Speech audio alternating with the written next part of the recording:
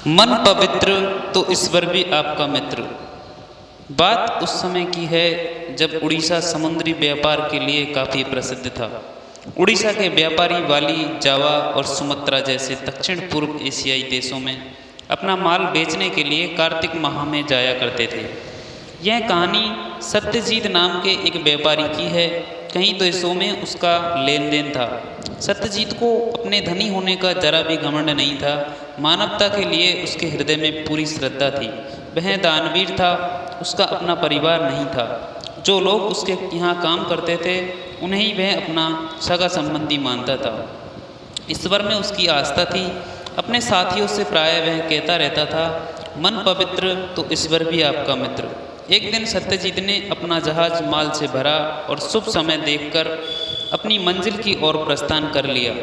हवाओं का रुख बिल्कुल अनुकूल था। सत्यजीत को उम्मीद थी कि वह समय पर अपनी मंजिल तक पहुंच जाएगा। अभी सफ़र आधा भी पूरा नहीं हुआ था कि काले बादलों ने अपशगुन के बादल ला खड़े किए थे। देखते ही देखते प्रचंड तूफान के साथ मूसलाधार बारिश शुरू हो गई। खराब मौसम ने समुद्री तूफान का रूप ले लिया। सत्यजीत का विशालकाय जहाज समुद्री लहरों पर कागज की नाव की तरह हिचकोले खाने लगा। सत्यजीत और उसके साथी घबराने लगे। जहाज में छेद हो गया और उसमें पानी भरने लगा। भार कम करने के लिए चालक दल ने माल समुद्र में फेंकना शुरू कर दिया, लेकिन कोई फायदा नहीं हुआ। जहाज डूबने लगा। सत्यजीत ने अपने साथियों को समुद्र में कूदने को कहा और स्वयं भी कूद गया। कुछ क्षणों बाद सत्यजीत के साथ सभी साथी उसकी नज़रों से ओझल हो चुके थे। जैसे तैसे उसके हाथ लकड़ी का एक तख्त लग गया। वह उससे चिपक गया और लहरों के थपेड़े खाता रहा। आखिरकार तूफान थम गया। बारिश कम हुई। समुद्र की लहरें भी सामान्य होने लगी। तभी सत्यजीत को किसी के चिल्लाने की आवाज़ें सुनाई पड़ी। उसने चारों तरफ देखा। उसका नौकर रघु भी लकड़ी के एक बहुत बड़े टुकड़े को थामे लहरों पर तैर रहा है। उसे देख सत्यजीत की जान में जान आ गई। रघु तैरता हुआ अपने मालिक के पास पहुंचा और दहाड़े मार मार कर चीखने लगा, सब लुट गया मालिक, जहाज भी डूब गया और हमारा भाग्य भी। चिंता मत करो रघु, मन पवित्र तो ईश्वर भी आपका मित्र। पूरी रात वे लहरों के साथ संघर्ष करते रहे। अंधेरे में किसी मछली ने सत्यजीत पर हमला बोल दिया और उसकी आंखों की रोशनी चली गई। सुबह मालिक की आंखों से खून बहता देख रघु चिल्ला उठा, लगता है आपको किसी जीव ने गंभीर चोट पहुंचाई है मालिक। अब क्या होगा? सत्यजीत को दर्द तो हो रहा था, लेकिन वह दुखी नहीं था। वह बोला, अंधा हो गया हूँ पर जीवित तो हूँ, देख लो भगवान मेरे साथ है या नहीं।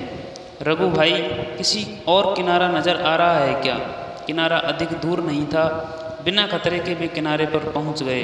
अपनी जेब से हीरे की एक अंगूठी निकालकर सत्यजीत रघु से बोला, ये लो रघु, इस अंगूठी को यहाँ के किसी जौहरी के पास बेच आओ, इसका अच्छा दाम मिल जाएगा। इनमें से कुछ रुपयों से भोजन की व्यवस्था करो और बाकी घर वापस जाने में काम आ जाएंगे। रघु अंगूठी लेकर वहाँ से निकल लिया। उसे बाजार में बेचकर रघु को काफ़ी रुपया मिल गया। लालच के कारण वह लौटकर गया ही नहीं। बेचारा सत्यजीत भूखा प्यासा बैठा रघु की प्रतीक्षा करता रहा, पर वह नहीं आया। सौभाग्यवश वहीं से गुजर रहे एक सज्जन पुरुष ने देखा कि एक नेत्रहीन व्यक्ति वहाँ बैठा है। बदहाल हो चुके सत्यजीत को वह राजा के पास ले गया। राजा ने उसकी त्रासदी को सुना और दुख प्रकट किया। दयालु राजा ने उसे महल में रहने के लिए आमंत्रित किया। कुछ देर सोचकर सत्यजीत राजा से बोला, हे राजन, आपके इस प्रस्ताव के लिए मैं आपका धन्यवाद देता हूँ, लेकिन मैं यहाँ हमेशा अतिथि बनकर नहीं रह सकता। मैं चाहता हूँ कि आप सलाहकार के रूप में मेरी सेवाएं लें। आप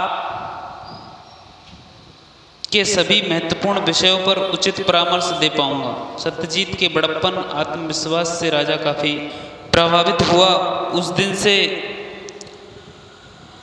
सत्यजीत राजा के मंत्रिमंडल में शामिल हो गया। कुछ महीनों बाद किसी दूर देश से हीरों का एक व्यापारी राजा के महल में आया। उसके दिखाए आभूषणों में से रानी को हीरे की एक अंगूठी पसंद आ गई और राजा ने सत्यजीत से सलाह लिए बिना अंगूठी खरीद ली। सत्यजीत को जब इस बारे में पता चला तो वह राजा के पास जाकर बोला, आपने अपना वचन नहीं निभाया, मैं अब यहाँ नहीं रुक पाऊँगा। राजा ने इसके लिए क्षमा मांगी और सत्यजीत को अंगूठी थमाते हुए वह बोला, यह रही अंगूठी, अब जरा देखो और बताओ कैसी है। हीरो को परखने के लिए सत्यजीत को आंखों की जरूरत नहीं थी। उसने अंगूठी पर अपनी उंगलियां फेरी और चिल्लाया, ये तो नकली है। आप चाहो तो इसे किसी विश्वसनीय जौहरी को दिखा लो। जौहरी को बुलवाया गया। उसने भी अंगूठी और उस पर लगे हीरे देखे और बताया कि इनका कोई मोल नहीं है, ये तो पत्थर है। सत्यजीत को धन्यवाद देते हुए राजा बोला, आज के बाद मुझसे ऐसी गलती नहीं होगी। मैं तुमसे सलाह लेना कभी नहीं भूलूंगा। कुछ दिनों के बाद एक युवक को दरबार में पेश किया गया। लंबा चौड़ा शरीर, हष्ट पुष्ट पहलवान और योद्धाओं जैसी उसकी चाल थी। कौन हो तुम और क्या चाहते हो? राजा ने पूछा। मेरा नाम उग्र है। मैं आपके सबसे बड़े शत्रु राजा विभूति के राज्य से हूँ। मैंने विभूति की सेना के प्रमुख के पद पर 10 वर्षों तक काम किया।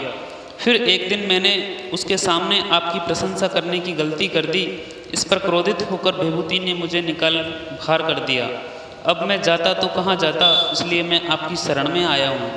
मुझसे क्या चाहते हो? राजा ने पूछा। मैं आप जैसे महान शासक की सेवा करना चाहता हूँ, युवक ने कहा। राजा ने सत्यजीत से पूछा, हाँ सत्यजीत, तुम्हारा क्या कहना है? एक दशक तक राजा विभूति के यहाँ एक उच्च पद पर काम करने के बाद भी अगर यह युवक उसके साथ विश्वासघात कर सकता है तो यह किसी को भी धोखा दे सकता है। राजा ने उग्र का प्रस्ताव अस्वीकार करके उसे विदा कर दिया।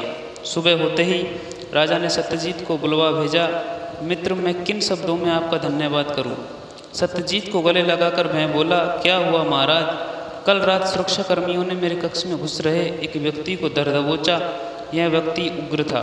उसने स्वीकारा कि मेरी हत्या करने के लिए उसे दुष्ट विभूति ने ही भेजा था। अच्छा किया जो तुमने इसे यहाँ न रखने की सलाह दी। इस घटना के बाद राजा सत्यजीत का आभारी हो गया। उसने सत्यजीत को सुविधा संपन्न घर और ढेर सारा धन दिया।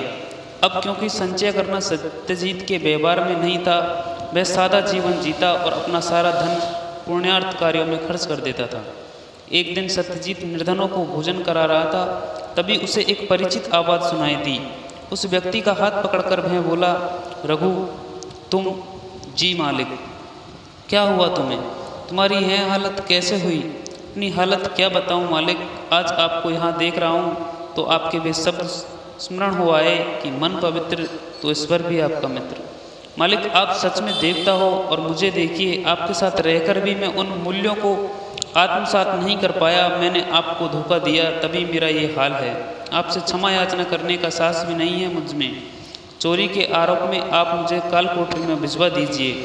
रघु, तुम अपने पापों का प्रायश्चित कर चुके हो। सत्यजीत रघु को घर ले गया। उसके हाथ में एक पोटली पकड़ाते हुए वह बोला, ये लो रघु, अपना काम शुरू करो। निष्कपट भाव से खूब परिश्रम करो और मेरी उस बात को हमेशा ध्यान में रखना। रघु विनम्रता से बोला, कभी नहीं भूलूंगा मालिक। सत्यजीत के पाप छूकर वह निकल पड़ा। 2 वर्ष बीत गए। एक दिन सत्यजीत अपने घर में बैठा पूजा पाठ कर रहा था। तभी एक आवाज़ उसके कानों में गूंजी, मालिक कहाँ हैं आप? देखिए मैं आपके लिए क्या लाया हूँ। अरे रघु, तुम कहाँ थे इतने दिन? सत्यजीत हैरान होते हुए बोला, मालिक मैं आपके हर प्रश्न का उत्तर दूंगा, पहले आप लेट जाइए। रघु ने सत्यजीत की आंखों में हरे रंग की एक औषधि की 3-3 बूंद डाली। जलन के मारे उसका बुरा हाल हो गया, लेकिन कुछ ही पलों में उसकी यह पीड़ा ठंडक में बदल गई। सत्यजीत ने आंखें बंद रखी। काफ़ी देर बाद रघु बोला, मालिक अब धीरे धीरे आंखें खोलिए। सत्यजीत ने जैसे ही अपनी आंखें खोली, वह चिल्ला उठा। वह रघु को, अपने कक्ष को, अपने घर को, सबको देख पा रहा था। अपनी आंखें मलते हुए बोला, मैं सपना तो नहीं देख रहा। मेरी आंखों की रोशनी लौट आई। कहाँ से ले आए ये जादुई औषधि? आपकी दी गई राशि से मैंने अपना एक छोटा सा व्यापार शुरू किया। एक व्यापारी यात्रा के दौरान मुझे एक सज्जन व्यक्ति मिला जो जड़ी बूटियों से औषधि बनाने में निपुण था। उसकी बनाई औषधियाँ कहीं असाध्य रोगों में कारगर है। यह औषधि मैं उसी से लेकर आया हूँ। खुशी के मारे सत्यजीत ने रघु को गले से लगा लिया और आशीर्वाद दिया, ईश्वर सदा तुम्हारे साथ रहे। Thank you for watching this video. अगर वीडियो अच्छी लगी हो तो प्लीज़ लाइक और फॉलो करना ना भूलें। मिलते हैं किसी नेक्स्ट वीडियो में।